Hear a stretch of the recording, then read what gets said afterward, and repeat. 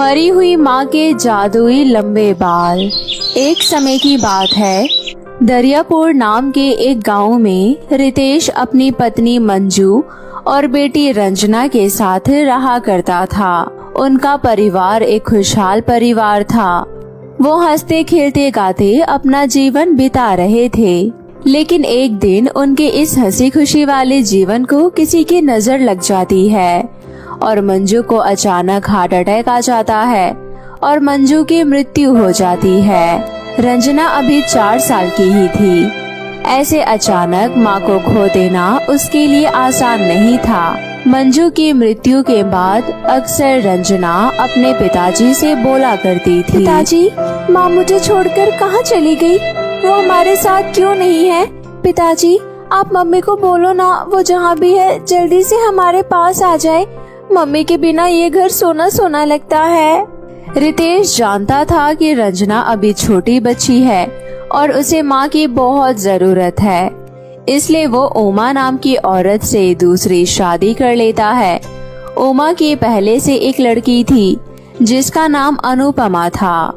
अपने पिता और अपनी माँ की शादी से रंजना बहुत खुश थी, परंतु वो छोटी सी बच्ची ये नहीं जानती थी कि जिसके आने को लेकर वो इतना खुश है वही उसके दुख का कारण बन जाएगी। तभी रितेश उमा से कहता है, देखो उमा, मैं अपनी पत्नी मंजू से बहुत प्यार करता था और मुझे दूसरी शादी करने की कोई इच्छा नहीं थी, लेकिन मैं तुमसे दूसरी शादी इसलिए किया हूँ कि तुम मेरी बेटी रंजना को उसकी माँ की तरह देखभाल कर सको। देखिए जी, आपको ये सब बताने की कोई जरूरत नहीं है। आज से रंजना मेरी बेटी है और उसका ध्यान मैं अपनी बेटी अनुपमा की तरह ही रखूंगी, बल्कि मैं उसे अपनी बेटी से भी ज्यादा प्यार दूंगी। इतना प्यार दूंगी कि वो भूल ही जाएगी कि उसने अपनी माँ को भी खोया है। तुम्हारा बहुत बहुत शुक्रिया उमा। अच्छा ठीक है, तुम अपना ख्याल रखना और अब मुझे शहर के लिए निकलना है। ऐसा बोलकर रितेश शादी के 4 दिन बाद ही शहर के लिए निकल जाता है। रितेश का काम ही कुछ ऐसा था कि उसे एक शहर से दूसरे शहर जाना पड़ता था, जिसका फायदा उमा भरपूर रूप से उठाती है। उमा रितेश के सामने रंजना को बहुत प्यार करती थी और वहीं दूसरी तरफ रितेश को शहर जाने के बाद उमा रंजना के ऊपर जुल्म करना शुरू कर देती है। तभी एक दिन रंजना उमा के पास आती है और उससे कहती है, माँ, जैसे आपने अनुपमा दीदी के बाल में तेल लगाकर चोटी बनाई है, वैसे ही मेरी भी बना दो ना। देखो ना माँ, बिना तेल के मेरे बाल इधर उधर हो रहे हैं। रंजना की ये बातें सुनकर उमा अपने मन में सोचती है, वैसे तो ये मनहूस दिखने में इतनी सुंदर है और इसके बाल इतने काले और लंबे चमकदार है, और ऊपर से अगर मैंने इसके बालों में तेल लगाया और चोटी बनाई तो इसके बाल और भी ज्यादा लंबे हो जाएंगे। लेकिन मैं ऐसा बिल्कुल भी नहीं करूँगी, क्योंकि मैं नहीं चाहती कि मेरी बेटी से ये ज्यादा सुंदर दिखे। उमा ये सब सोच रही होती है कि तभी रंजना फिर से बोल पड़ती है, माँ, आप चुप क्यों हैं? आप कुछ बोलती क्यों नहीं? चुपचाप चली जाओ यहाँ से। ना तो मैं तुम्हारे बाल में कोई तेल लगाने वाली हूँ और ना ही तेरी चोटी बनाने वाली हूँ, समझी? माँ, आप ऐसा क्यों बोल रही हो? मेरी माँ तो मुझे रोज तेल लगाकर चोटी बनाती थी। पिताजी ने कहा था कि आप मेरी माँ के ही बराबर हो। क्या ये सब झूठ था माँ? फालतू का बकवास मेरे सामने मत कर और चुपचाप निकल जाओ यहाँ से, इससे पहले कि मेरा हाथ उठ जाए। चुपचाप चली जा।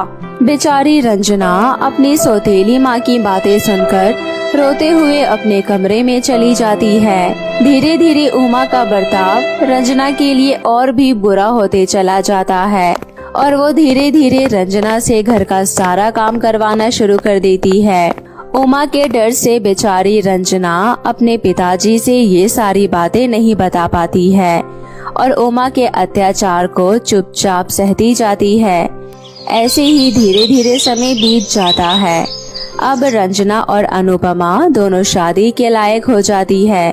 तभी एक दिन रितेश अपनी पत्नी उमा से कहता है, अरे उमा, किधर हो? जल्दी इधर आओ, तुम्हें एक खुशखबरी सुनानी है। अरे कैसी खुशखबरी सुना रही हो जी? जल्दी बताओ जी, अब मुझसे सब्र नहीं हो रहा। अरे बताता हूँ, कल हमारी रंजना को देखने के लिए लड़के वाले आ रहे हैं। लड़के के पिताजी इस शहर के बहुत ही नामी डॉक्टर है और लड़का भी बहुत ही सुंदर और सुशील है। लड़के के पिताजी ने मुझसे बतलाया कि उन्हें हमारी बेटी रंजना बहुत पसंद है, इसलिए वो हमारी रंजना को देखने के लिए घर आना चाहते हैं। जी, डॉक्टर साहब तो बहुत ज्यादा अमीर है, उनके पास तो बहुत ज्यादा प्रॉपर्टी है। हाँ वो तो है, आखिर हमारी रंजना बिटिया की किस्मत है ही इतनी अच्छी। रितेश की ये सारी बातें सुनकर उमा अपने मन में सोचने लगती है, ऐसा नहीं हो सकता, मैं अपनी बेटी के रहते इस रंजना की बच्ची को इतने बड़े घर के बहू बनते नहीं देख सकती। मुझे कुछ न कुछ करना ही होगा। इसके लिए मुझे कुछ भी करना पड़े, लेकिन मैं इसे इतने बड़े घर के बहू बनने नहीं दूंगी।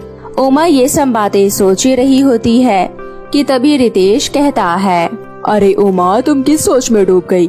ज्यादा सोचो मत और कल की तैयारी करो, वो लोग कल ही रंजना को देखने आने वाले हैं। हाँ, आप बिल्कुल भी चिंता मत कीजिए और ये सब आप मुझ पर छोड़ दीजिए। उमा एक साजिश रचती है और अनुपमा की मदद से रंजना के शैम्पू में जहरीला केमिकल मिला देती है, और जैसे ही रंजना शैम्पू अपने बालों में लगाती है, उसके सारे बाल गायब हो जाते हैं और वो पूरे तरीके से गंजी हो जाती है। लड़के वाले रंजना को देखने के लिए इंतजार कर रहे होते हैं। जैसे ही रंजना अपने कमरे में आती है और अपने आप को शीशे में देखती है, तो वो देखकर हैरान रह जाती है और वो फूट फूट कर रोने लगती है। लड़के वाले मुझे देखने के लिए इंतजार कर रहे हैं और मेरा ये हाल है, आखिर मैं उन लोगों के सामने कैसे जाऊं? इसके बाद रंजना हिम्मत करके उन लोगों के सामने जैसे तैसे जाती है, लेकिन रंजना को देखकर लड़के के पिताजी शादी से इनकार कर देते हैं और वहां से चले जाते हैं। ये सब देखते हुए बेचारी रंजना रोने लगती है। तभी रितेश कहता है, बेटा ये सब कैसे हो गया? रंजना कुछ बोलने ही वाली होती है कि तभी उमा बोलती है, रंजना बेटा, मैंने तुम्हें कितनी बार मना किया है कि ये केमिकल वाले शैम्पू मत यूज किया करो, लेकिन तुम्हें तो अपने मन की करनी है। अगर तुम मेरी बात सुनती तो आज ये सब नहीं होता, लेकिन मैं तो तुम्हारी सौतेली माँ हूँ ना, इसलिए तुम मेरा कहा हुआ क्यों सुनोगी? ऐसा नहीं है माँ, मैंने तो वही शैम्पू लगाया था जो मैं रोज लगाती हूँ।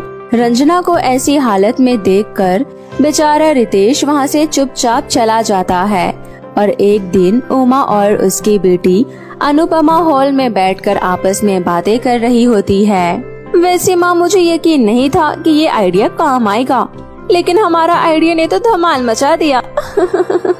अरे बिटिया, हमने तो केमिकल ही ऐसा मिलाया था कि उस केमिकल से लोगों के शरीर का खाल उखड़ जाएगा। ये तो फिर भी बाल है। हाँ माँ, ये तो आपने ठीक कहा। वैसे भी इस मनहूस रंजना को अपने बालों पर बहुत ज्यादा घमंड था, और अगर इसकी उस घर में शादी हो जाती तो अपने आप को महारानी समझती। तभी वहाँ पर रंजना आ जाती है और दोनों माँ बेटी की सारी बातें सुन लेती है। उसके बाद रंजना बोलती है, ये तो मुझे पता था कि आप मुझसे प्यार नहीं करती, लेकिन मैं किसी बड़े घराने की बहू ना बन जाऊं, इसके लिए आप लोग ऐसी हरकत करोगे, मैंने कभी सोचा नहीं था। तेरे साथ हमने जो भी किया अच्छा ही किया, क्योंकि तुझे अपनी खूबसूरती का और अपने बालों का बहुत घमंड था। मैंने आप लोगों को इतना प्यार दिया और आपको अपनी माँ समझी और अनुपमा को अपनी बड़ी बहन, लेकिन आपने हमारे साथ ऐसा व्यवहार किया। अगर ये सारी बातें अभी पिताजी को पता चल गई तो आप दोनों को घर से धक्के मारकर बाहर निकाल देंगे। अच्छा, तो ये सारी बातें अपने बाप से बताएगी? तुझे तो मैं बोलने लायक ही नहीं छोड़ूंगी। वैसे भी तेरी जवान आजकल ज्यादा ही चलने लगी है। ऐसा कहकर उमा और उसकी बेटी अनुपमा ने बेचारी रंजना की खूब पिटाई करती है। रंजना वहाँ से भागी भागी एक नदी के पास आ जाती है और आत्महत्या करने का सोच लेती है। रंजना जैसे ही उस नदी में कूदने जा रही थी, तभी उसकी स्वर्गवासी माँ की आत्मा उसके सामने प्रकट हो जाती है। अपनी माँ को देखकर रंजना फूट फूट कर रोने लगती है। ये तुम क्या करने जा रही हो बेटी? माँ, मैं क्या करूँ माँ? मेरे पास और कोई चारा नहीं है माँ। बेटी, मैंने तुम्हें इतना कमजोर तो नहीं बनाया था कि तुम इतनी जल्दी हार मान गई। माँ, आप तो जानती है ना मैं आपसे कितना प्यार करती हूँ। मैंने आपके जाने का दुख भी सह लिया, पापा ने दूसरी शादी की ताकि वो मुझसे माँ की तरह प्यार करे। बहन भी ऐसी मिली जिसे मैं फूटी आंख न सुहाती। वो दोनों माँ बेटी मिलकर